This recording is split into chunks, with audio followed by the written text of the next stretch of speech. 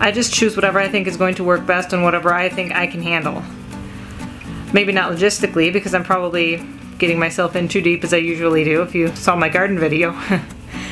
But more what I think I won't get bored with, because I get bored with the early elementary school stuff really easily. Hi everybody, welcome back to Bustling Home. My style tends mostly towards, I think, classical or Charlotte Mason, maybe literature based, which is kind of Charlotte Mason.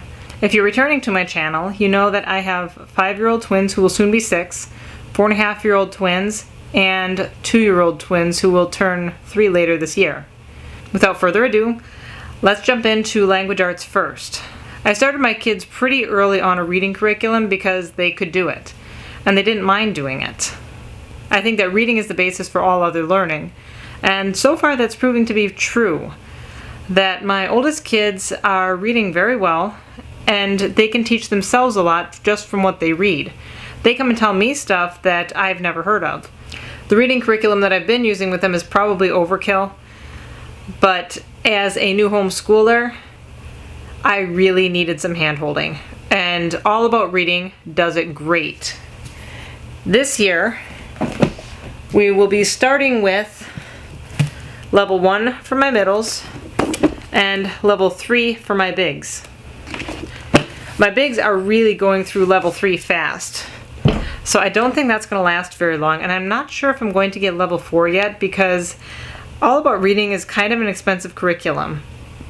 Each level costs around $140 or $150, and we're not using a lot of it right now. They don't really need to review the phonograms to read the story, but I want them to be exposed to the phonograms and exposed to the syllable division rules so that if they run into a more difficult word than what they've seen so far, they can break it apart and figure out how to say it, at least as a first approximation. My 4.5-year-old son is not too keen on the books that come with All About Reading. He's fine with the phonics, he's fine with the review cards that have words on them and phonograms on them. He just doesn't want to sit down and do the books. I don't know if it's that the pictures are too distracting or the stories are overwhelming or what it is. So despite the fact that All About Reading is a great system, I just don't think it's a great fit for my son. I would never switch away from a phonics-based reading system because you have to be able to figure out the parts to piece it together. So what we are starting with for him is these phonics-made plain cards. And what these are is it's pretty much all of the yellow phonics cards or phonogram cards from All About Reading. And this focuses more on learning a whole bunch of the phonograms before he actually sits down to read words, and especially before he sits down to read stories. Whereas in All About Reading, the kids are reading stories almost immediately. And these phonics cards pair with the McGuffey readers. The system as a whole advocates learning 50 phonograms before he even touches a book and starts reading words.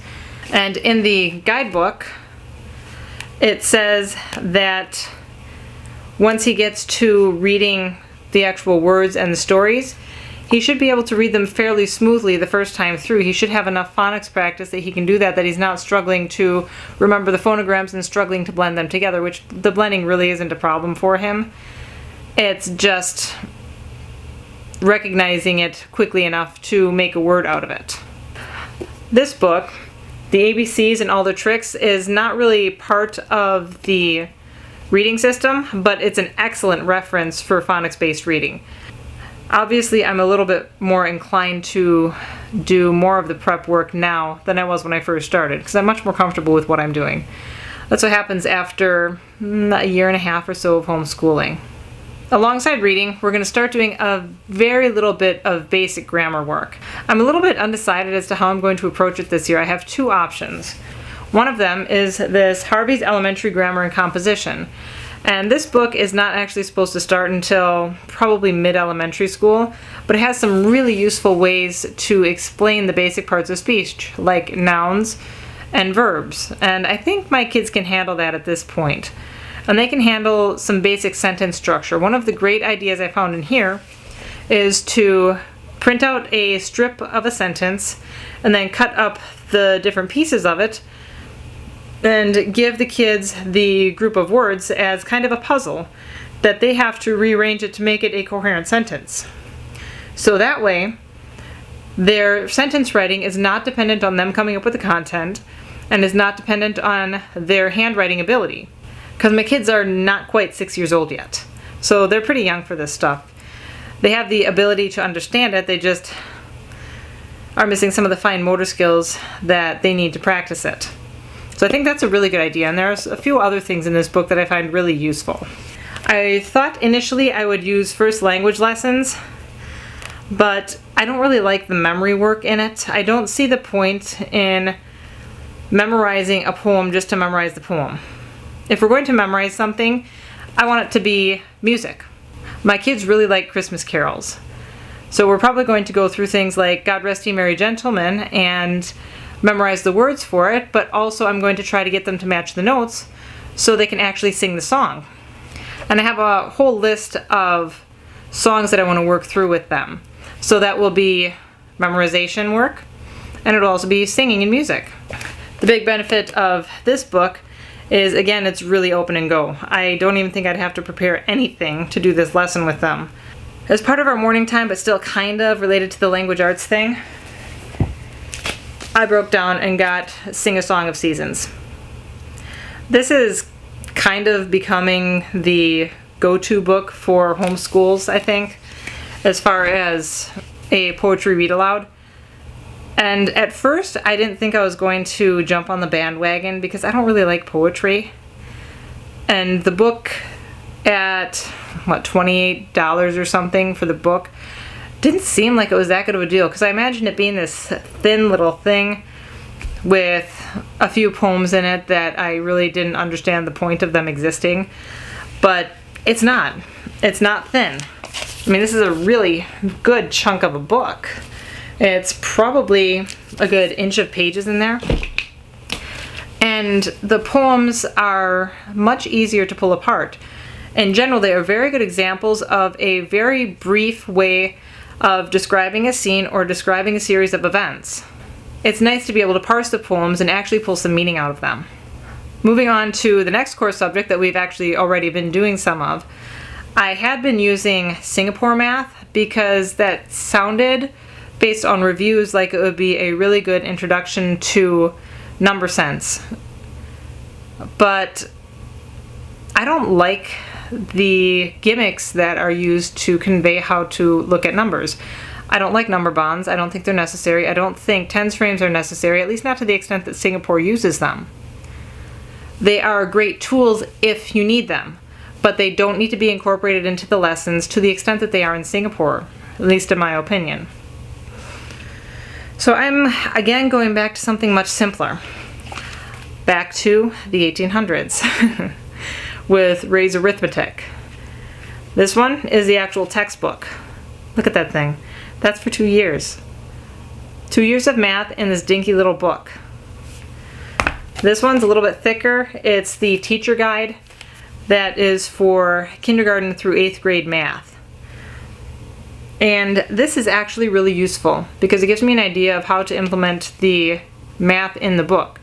The math in Ray's Arithmetic goes over questions like, what is 1 and 1? Which means what's 1 plus 1? Equals 2. But they don't use the mathematical terminology yet because it's not natural language for small children. And that could get really dry really fast. So this suggests on Monday, Wednesday, and Friday, you go through the assignment in the actual math book. Monday is to assess where the kids are. Tuesday, you play games to go over any concepts that they're fuzzy on. Wednesday, you go back and see how they're doing with it. Thursday, if they still miss some of the stuff on Wednesday, then you go over it again with games or flashcards or whatever kind of method your kid likes.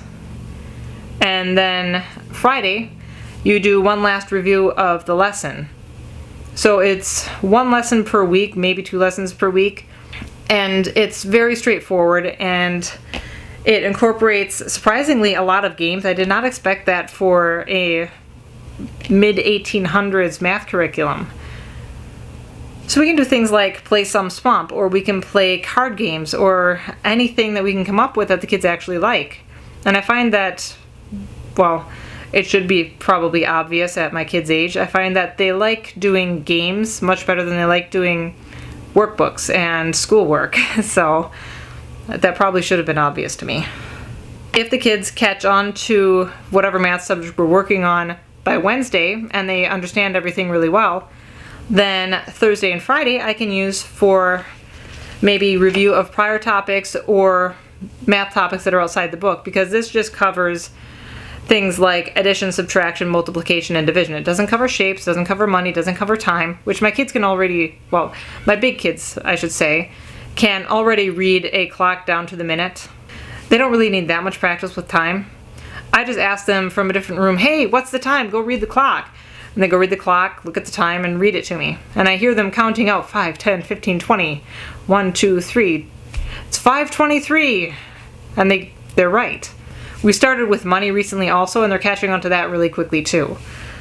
But just to make sure, I do have these Target workbooks from last year, Money and Telling Time. So I'll have them go through and do some of this just to double check that they understand the concepts. And of course we'll review this throughout the years anyhow. It's not like it's going to go away. To help them, or rather help me, on days that I might not be up to teaching them because I am 5 months pregnant, I have highlights workbooks for addition, and I also have the one like this for subtraction. Sort of on the cusp between math and science, I have these Mindbenders books. Now my oldest son loves puzzles. I'm not sure if the other kids love them as much as he does yet, but he really loves puzzles. So I'm hoping that he'll like these. The verbal one might fit his twin sister a little bit better, but I have the verbal one for the age group. I have level 2, which is for grades 1 and 2. I'm pretty much treating my almost 6-year-olds as first grade because they can handle the work. And then level 1, which is pre-K through kindergarten. I figured the level 1 could probably be for the middles or the bigs. But inside this book, it's logic puzzles. So it's filling in this grid based on the clues below, who has which size of fish. So it's very straightforward, very easy, quick, but it still has value because they have to sit there and think about the clues and comprehend the clues first, then figure out the puzzle. For science, I didn't really like any of the open and go ones. And while the topic-based ones are appealing, I don't think that they're really a great basis for my kids for further science study at this point. I want them to be able to discover things, not just learn bits and pieces and facts. I'm not interested in having them memorize things without context. So the best thing I could find so far to foster scientific thinking in small children is Building Foundations of Scientific Understanding. This is a science curriculum for grades K through 2. So this book is pretty thick, but it's not meant to last only 1 year. It's meant to last multiple years. And there is no set calendar for how quickly we go through this. I figure we'll probably go through 1 unit every couple or few weeks, depending on the unit. And just see how it goes as far as how quickly my kids understand it and how many things we have to do within each unit. Now, each of these units include an introduction. They include maybe some experiments you can do to demonstrate the concept.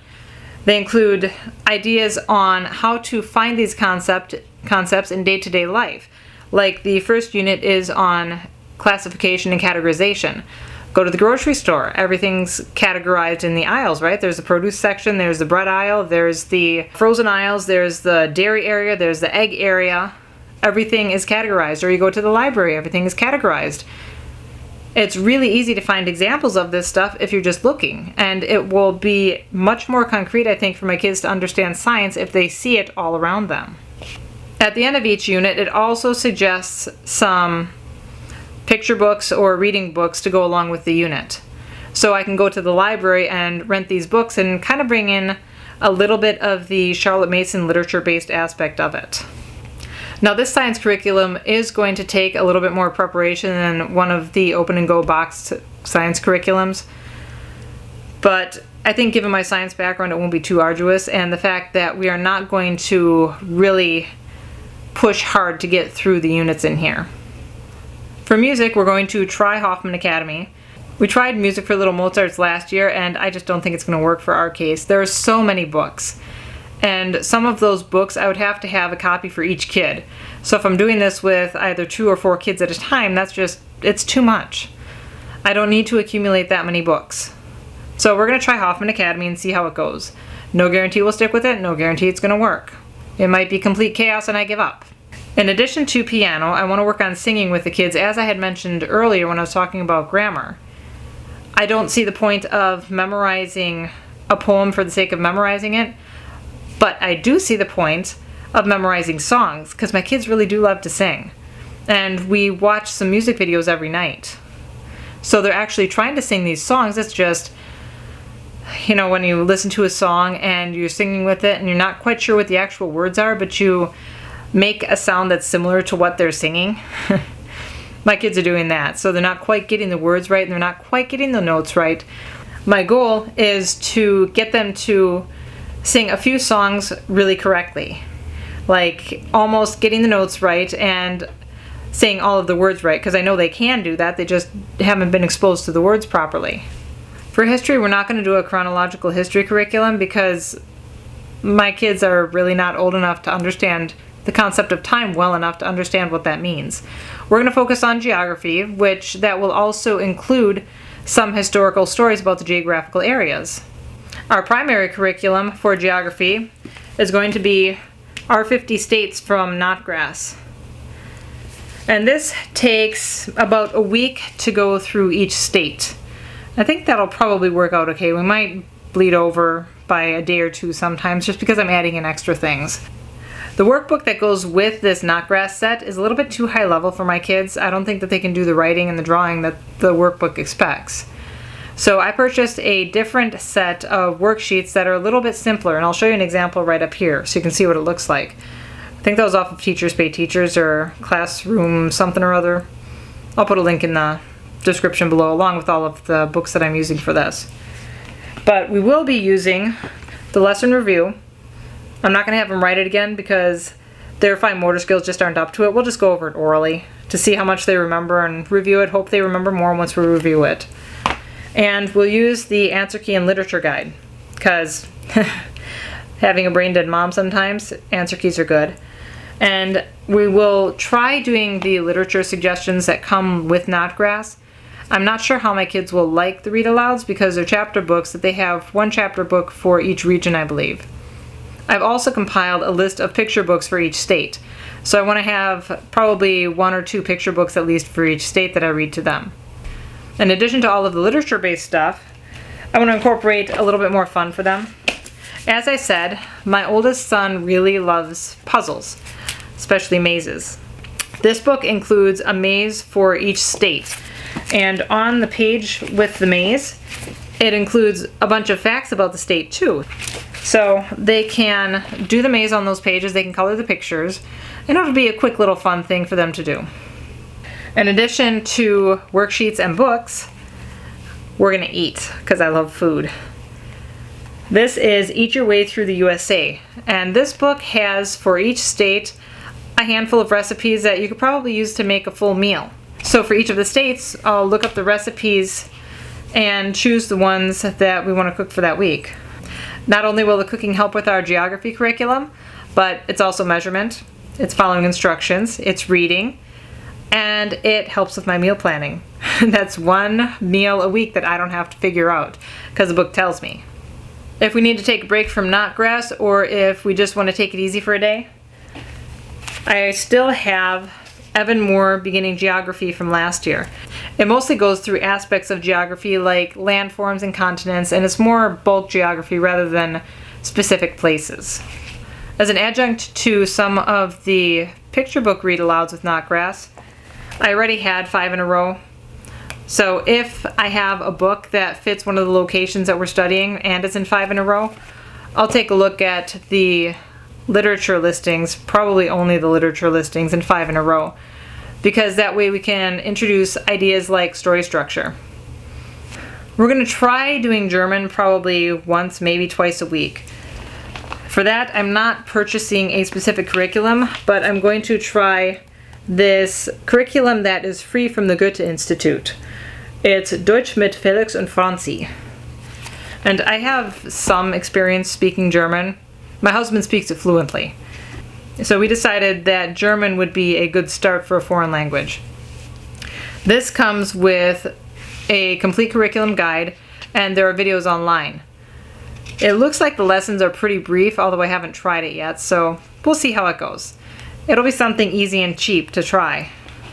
For character and religion studies, we're going to stick with Little Lads and Ladies of Virtue because we didn't make it through the whole thing last year since I kind of slacked off on it. And we're going to stick with also Busy Kids Magazine because we go to a Melkite church which is considered Eastern Catholic or Byzantine Catholic.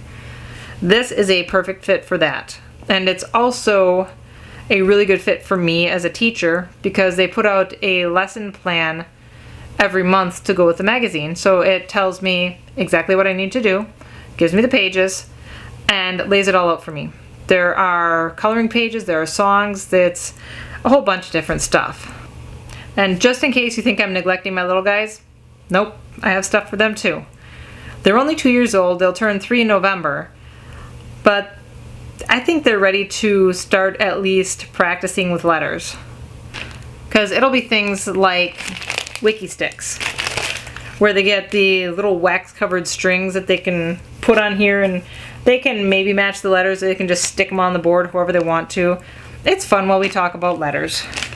And I have the same things for numbers and counting, since they can actually already count to at least 10, although the numbers don't necessarily correspond to objects. We're working on the actual counting, but they at least have a concept that these words should go in a certain order. And then we'll work on some basic shapes. Because when I looked up preschool curriculum for 3-year-olds, that's what was listed. Thank you Wiki Stix for having a set for each of those. In addition to that, for each letter, I have this entire set of books, so we'll read this maybe once or twice a week and do a letter of the week thing. I also have some ways to incorporate the big kids into the letter of the week, like sign language worksheets. Or there is Mrs. Jones' Classroom, I believe it is, that has word clues for each letter, that the clues will lead to a word that starts with that letter. So that's good for listening for beginning sounds for the middles, and probably the bigs too once they start some spelling. Mrs. Jones' Classroom also has songs and poems for each letter. Jack Hartman on YouTube has songs for each letter that the kids have really liked so far, so I can give them some music within this. I found in Wisconsin that there's an agriculture coloring page workbook thing. So for each letter I can actually print out a coloring page that has information about agriculture and some sort of agricultural picture. This is a little bit too much for the little guys, but it's perfect for at least the big kids, maybe the middles, that they can read about some agricultural concepts that I'd like to introduce them to anyhow. And then of course there's the all about reading pre-reading, which I'm not going to get into the actual pre-reading curriculum very much, but I will use the worksheets.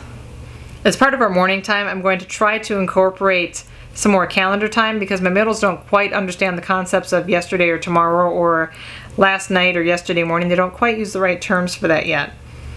I'm also going to try including a little bit of journaling time. I have a stamp that shows the date, you choose the weather, and then choose today's mood. They have happy, medium, sick, sad. If they really want to, they can add a teardrop if they're really sad, or maybe they can add some pointy eyebrows if they're mad. That gives me kind of an idea of where they are for the day and gives them some practice with self-assessment as far as the mood that they're in, and a little bit of observation of the weather because I'm a meteorologist, I love it. And then in addition to that, I want to work on a little bit of a gratitude journal. So that's mostly what the journal time is, nothing heavy for the kids. So that's what I've got for my curriculum picks for the 2021-2022 school year. If you want to see more in depth with any of these, let me know in the comments below. Thanks for stopping by. I'll see you next time.